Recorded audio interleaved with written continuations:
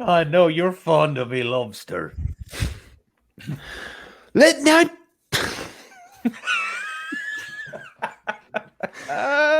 let Neptune strike ye dead, Winslow. All right, anyway, here we go.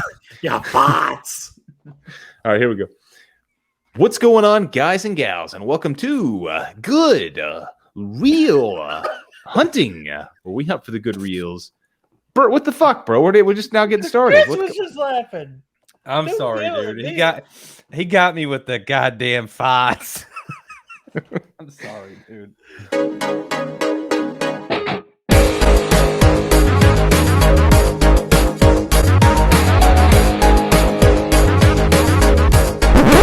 What the We just watch.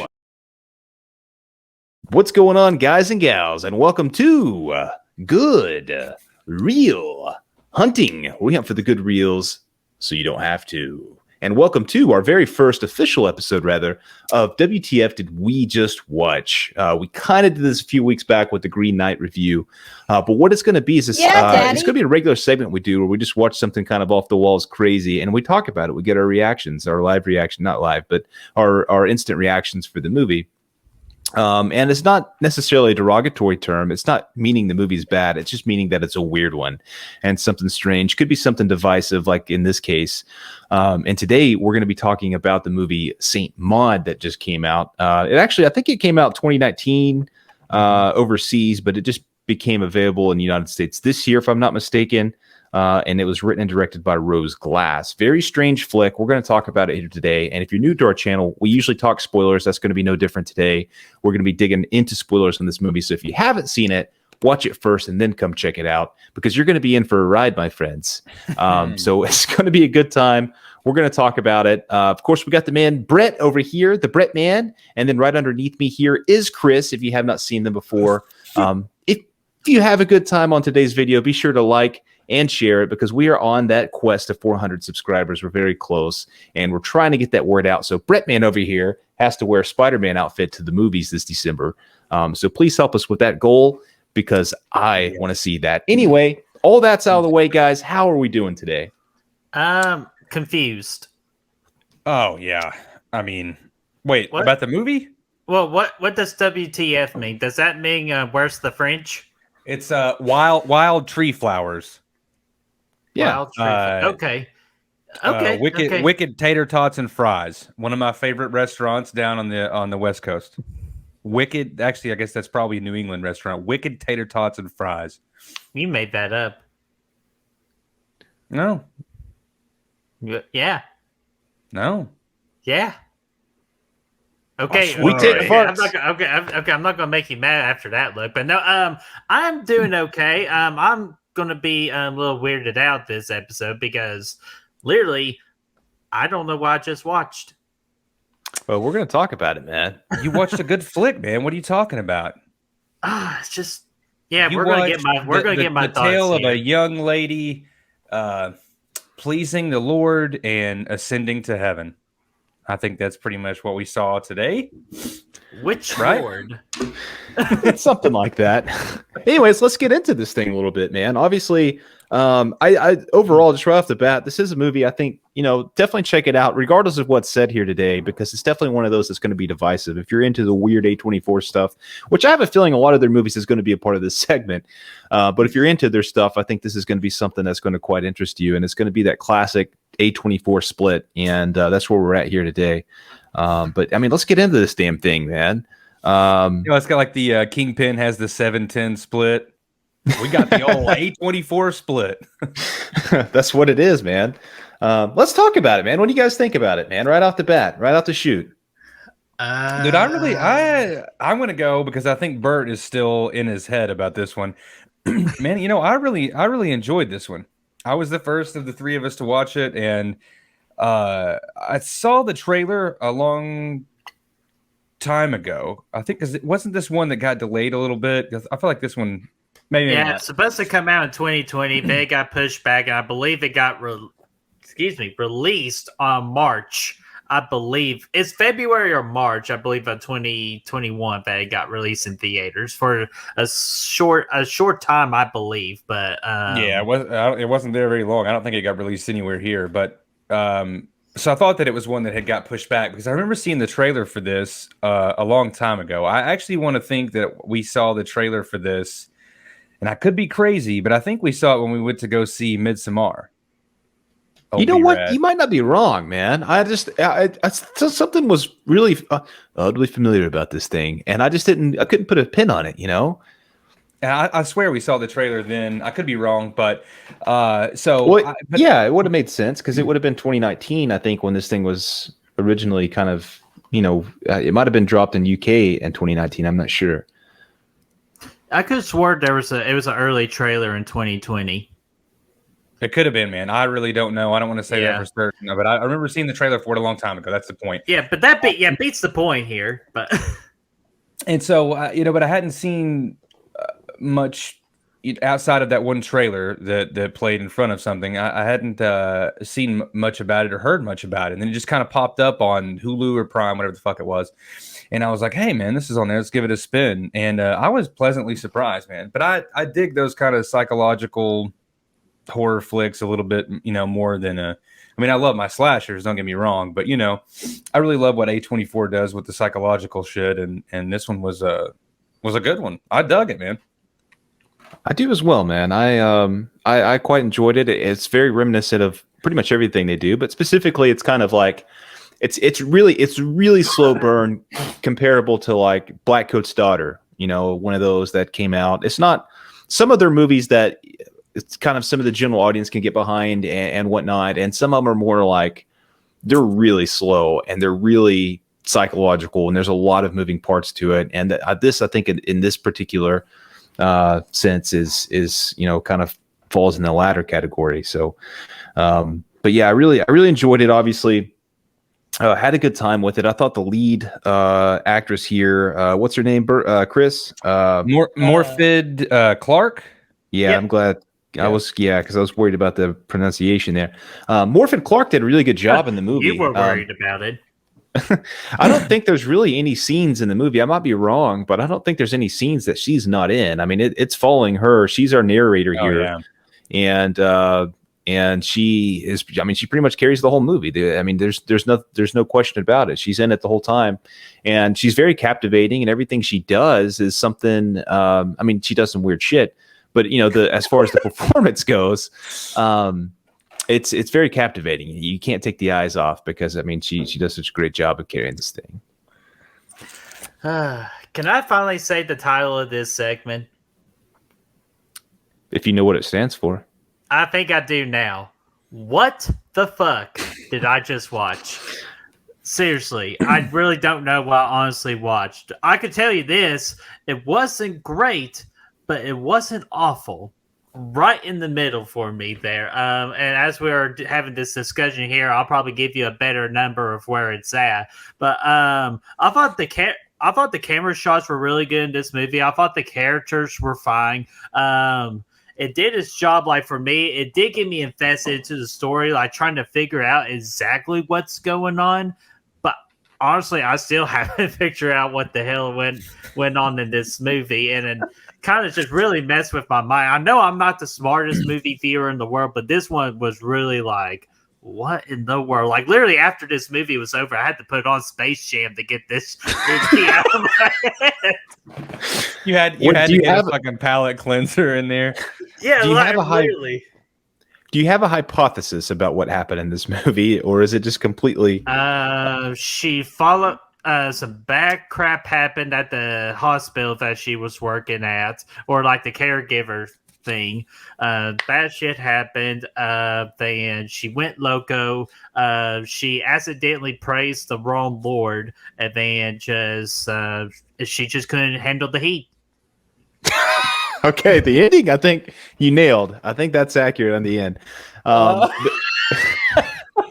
That's what's cool about this film, though. Okay, that's what's really good about it is it allows you to, as the viewer, it allows you to kind of follow which path you want to follow. I think, which is really cool because it is just that. It follows the story of this nurse who absolutely follows would work as well. But accidentally kills one of her patients because she's doing the CPR and the chest pretty much caves in. I mean, and which is something that can happen. But how strong does she have to be to do that? Like, I feel like she has to be like Thor or something to cause that kind. Let me tell you, it depends, because ribs get broken in CPR all the time. It's very common. You have to do that because you got to get to the heart. It depends on the strength of the muscles, the bones, and things like that. If it's an older person, it's very easy to completely break everything in there. It's totally a thing that happens, and I think this is what happened here. She breaks in there. I mean, the person's already dead. I mean, but obviously they are more dead now because the CPR was not very efficient. So obviously she's taken it to her. She's taken that. She's not handling that very well initially. It does a great job of telling the story through.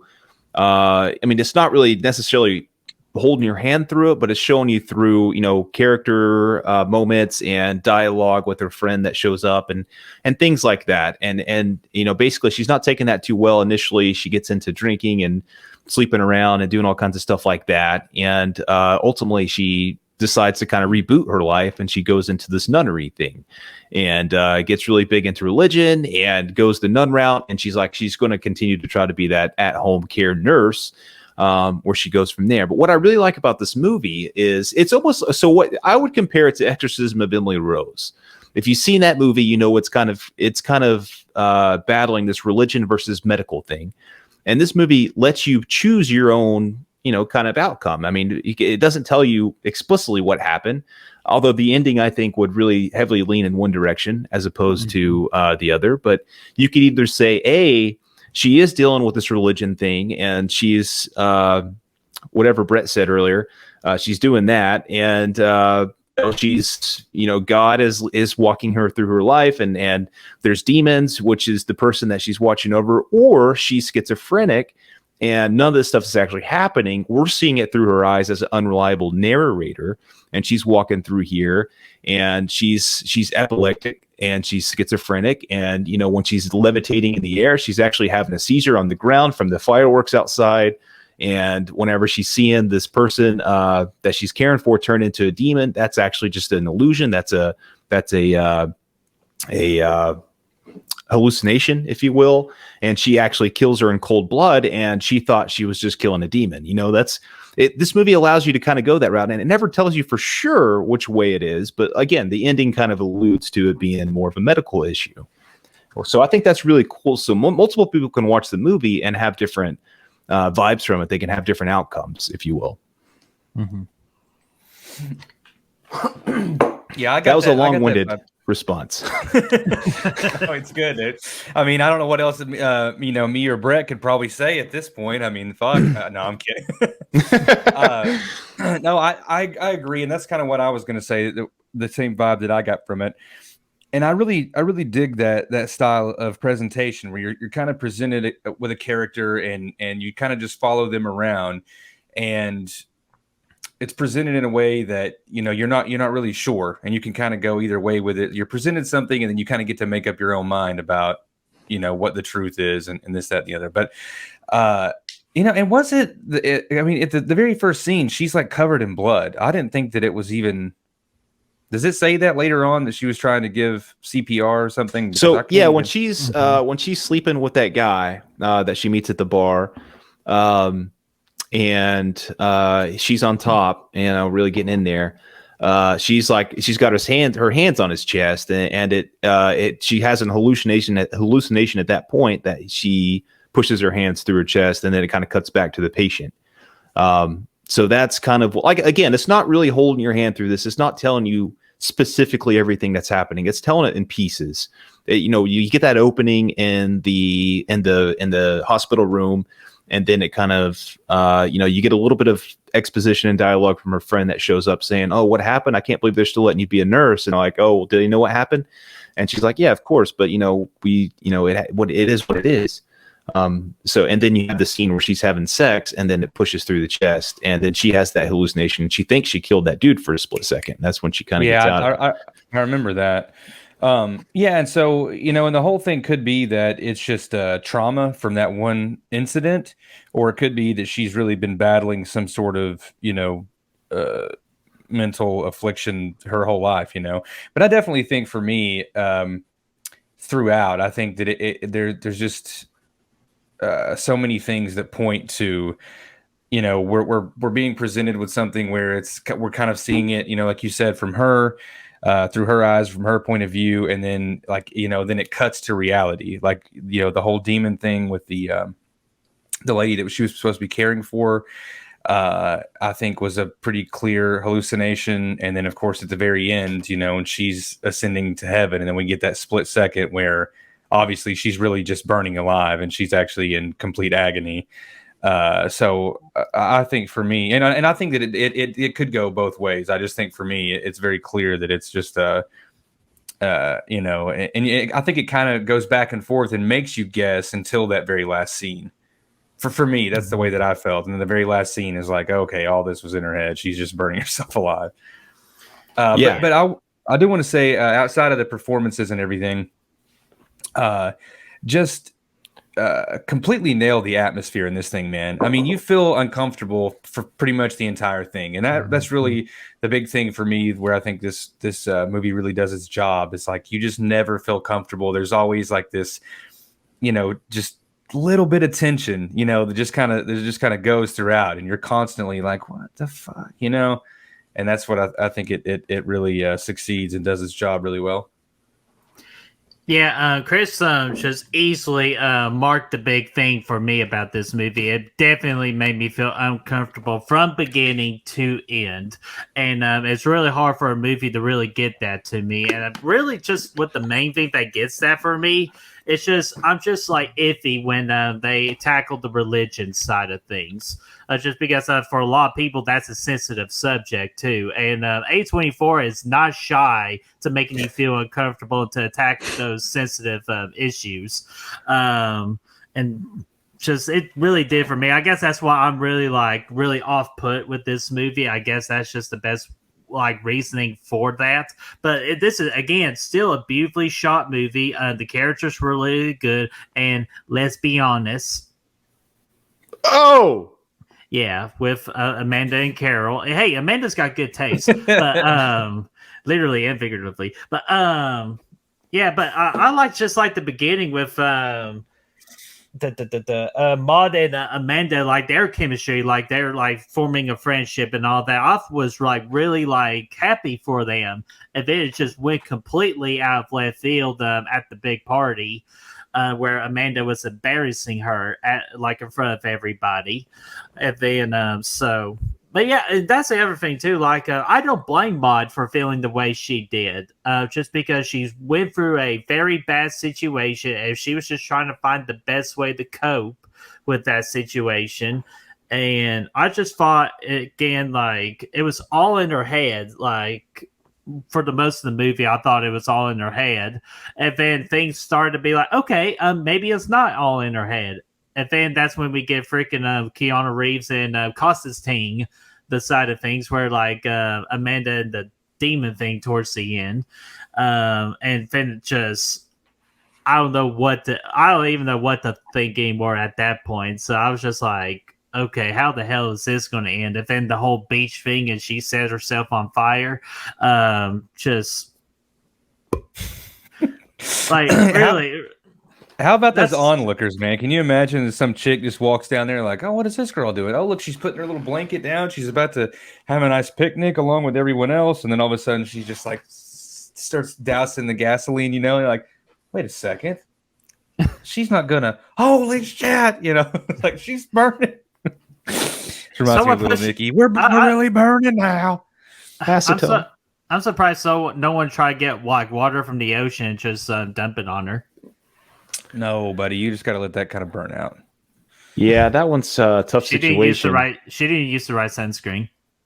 Let me ask you guys this. Did anyone feel it as much as I did whenever she fucking stood up on those thumbtacks? Oh, dude, yeah, that was freaking intense, man. I got an imagination, and when she did that, I literally felt the pain. Even though that sound effect, man. and I was like, God. And and then here she is just kind of walking around in it, and I was like, oh. Dude, and she's picking at that damn scab, man, on her hand the whole time. And it's like it's getting out of hand. And that's just like freaking, well, out of hand. But it's getting it's just gross, man. She's doing all kinds of crazy stuff. And I think, that's what's so interesting about it, is because you're just getting the story through her eyes. Yeah, but specifically there's a scene in the movie where Saint Maud is in her apartment, her little flat there, or whatever you want to call it, and her friend comes over. And this is very close to the end. Okay. Yeah. Her friend comes over, and she's got the acetone in her hand the whole time, or whatever. And I think she does anyway.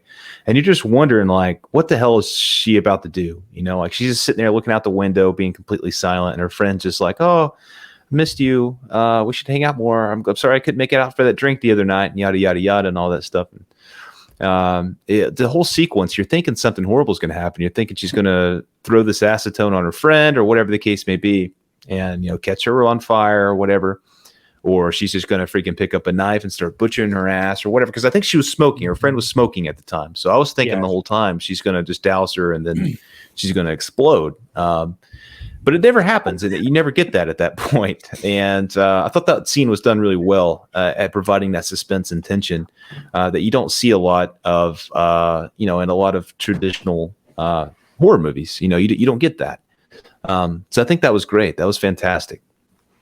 Yeah, buddy. The second she came in and fired up that sag, buddy, I thought for sure that she was going to toss that shit on her. It was either right after the murder or right after the fight where she slaps her at the excuse me, slaps her at that party in front of everyone. But either way, there's just like a moment of tension before then, and then she's suddenly strangely calm. And I think the few scenes leading up to that party, she was kind of manic, and then all of a sudden she's like unusually calm. And that's what I think really adds to the tension, where you're like, is shit about to pop off right now, Yeah, I think that was done really well, and I just I love anything that can kind of get in your head like that, and really just kind of make you nervous for the characters and curious about what's about to happen and things like that. So I think that was nice. I like the scene too where Maud was talking to what we thought like the Lord for the first time. Where she was staring at the room, or that her kind of like her little shrine, and then you hear that like voice going like, burr, burr, burr, burr, burr. Well, he didn't say that, but like, you know what I'm talking about? I'm pretty sure that's what he said. You know who did those? You know who read those lines? Who? Maud herself did. Oh, really? And they just modified her voice?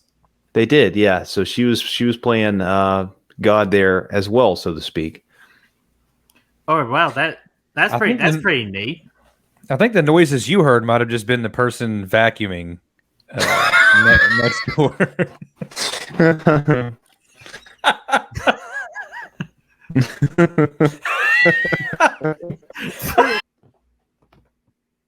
Another thing, the last thing I pretty much liked about the movie, I would give it props for really doing a good job, is the lighting. Because again, it's like y'all talked about, like it adds on to your all's tone and atmosphere to it, and they know when to play with it, like to make it very dark. Like when she was sneaking up to Amanda's house right before Maud killed her, like when she was staying outside, like really making that scene dark. And then just when she's like going through the house and all that, like with it being very dark. And so I think it just did a really good job with that. So juicy, bro. Yeah, stupendous, man. Stupendous lighting. Yeah, man, I think all that stuff goes hand in hand. The camera work, the cinematography, all that stuff was great in this, and it all lends itself to that atmosphere and tension that we've been talking about kind of throughout. That really makes it, what it is. I it definitely wouldn't work as well if it wasn't. If that atmosphere wasn't put together so well. So, all that stuff lends itself to that. I think that's the biggest reason that it works. I mean, the performances are great and the story's there, but really the atmosphere is what creates, the unease of this entire thing, and I don't think it works. It falls apart completely if you don't have that. So I really think that I dig it too. I think that the whole movie works because of it. I think so too, man. One of my favorite sequences of lighting is the opening shot of the movie, where they're in the hospital room, and we're just kind of getting that crazy first shot there, and whatnot. So I really did dig it overall with that. Shit, yeah. Shit, yeah. And did you all, Chris? I think you were going to say something about Peter. Was that correct? No, that was Brad. That was Brad. Well, I made that up. So anyway, but no, there was a lot of stuff in the movie. Obviously, a lot of callbacks to William Blake's Divine Comedy and things like that you can see throughout, and a lot of stuff, a lot of biblical references as well. With the when she's seeing the spinning beer in the bar, and she has that moment with that orgasm there. At one point in the movie, and at the top of the stairs. That, and then when her and her girl, they kind of have that joint orgasm. Yeah, buddy. You know what I'm talking about? I know exactly what you're talking about. Yes, sir. But we find out later that she was just kind of faking it. One of them was faking it. Yeah. I think Maud was having the real deal, buddy. And I think there was a couple of times in there where she was reaching enlightenment, if you will. Yeah, I mean, ultimately, I'm just going to say that I think the ending of this movie, I know we already talked about it, but the ending of the movie is fucking brilliant. The way that everything kind of leads up to that. This whole movie, like I said, I've harped on it already, but you're seeing the whole movie in Maud's point of view, with everything from these hallucinations she's having with the chest, and the cockroach that's seemingly she believes is God kind of coming to her in life, and God talking to her, and the things at the end, and then like you said earlier, Chris, you get a split second of reality at the end, where the whole movie is just not that, depending on how you look at this. So I think that I just think that was a brilliant moment there at the end, and it was quite terrifying, to be honest with you. So I think it was very well done, and it's a movie that I really enjoyed for how deep it gets into this aspect. Yeah, and that last scene kind of sticks with you a little bit, because like it all of a sudden that happens, and then credits roll, and you're like, "What the fuck?" Yeah, it did get you enough time to process it, like to fully process it. It's like, hey, this bitch is on fire. The end. But, yeah, roll credits, fade to black. So I think that was really a nice touch that kind of leaves you thinking about it whenever it's over. Yeah, exactly. It's wild, man. I mean, it gets so obviously you get a lot of times. People with mental illness will do some heinous things, like some crazy things, just like that, because it's just, because it's what they know. And that's what they truly believe they're doing the right thing, or they truly believe they're doing, whatever, they're being told to do. They're hearing voices, whatever the case may be. That's what's so terrifying about this, because it's such a real phenomenon. I mean, it's not a phenomenon, but it's such a real thing. It's so real that, we as the audience, or not in reality, we look at some of these things and we see somebody was at a beach and they set themselves on fire. Oh, crazy. What the hell? What's going on here? And what we're seeing here is what's building up to that in the mind of the person that's doing that. I think that's really something that we don't get to see a lot of in cinema, or really at all, because it's not something that all of us can live. Right. So it's really creepy, and it's really wild.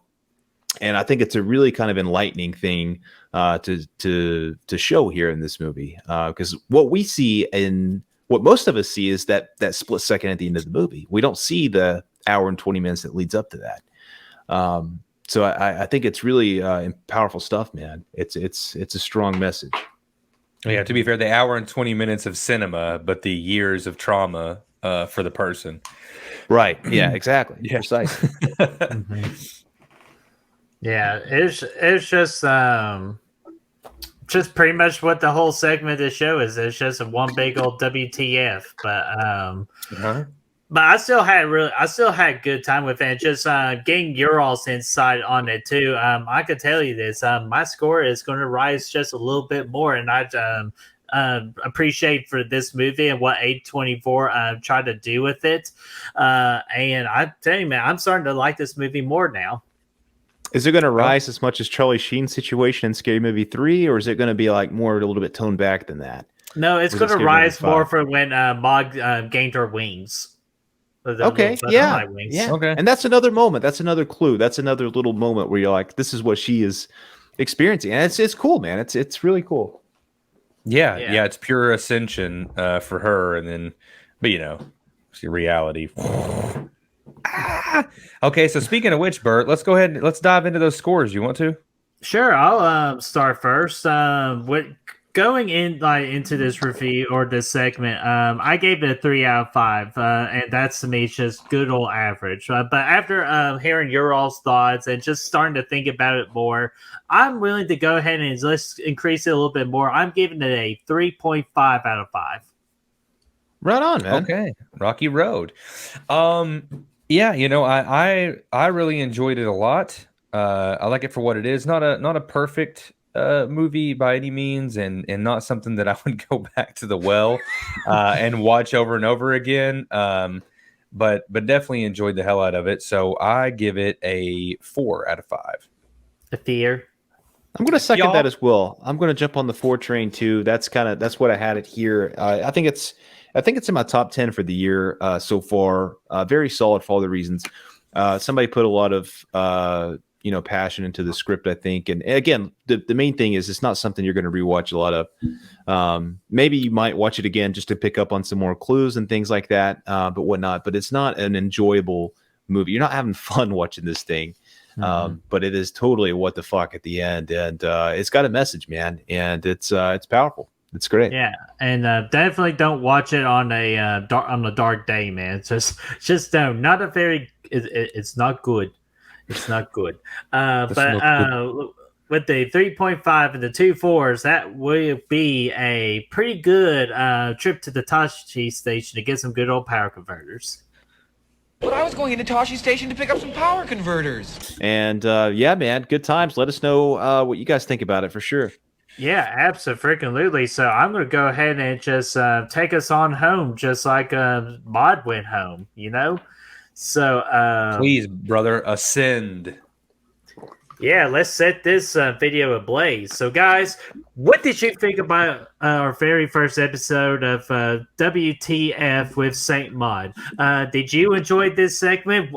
Did you enjoy this movie? Or did you enjoy this segment and you did not like this movie? Let us know in that comment section down below. Let's get that discussion rolling. And if you found a good reels, you can do so by finding us on Facebook, Instagram, Letterboxd, Twitter, Snapchat, Spotify, Apple Podcast, and TikTok. Those links are going to be in the description for you to find down below. Absolutely. And be sure to like this video, share, and subscribe. And, of course, ring that bell, ding, ding, ding, so you know when our next video is up and ready and our next WTF episode next month will be ready. We're going to see and you guys be sure to check your shoes for thumbtacks. Please. Yeah. And if you find them, just take them out. Just a little prick. Yeah, get those. Just a prick there, mate. I don't know where that came from. All right. On that note, we will see you next time. Ow, dadgummit.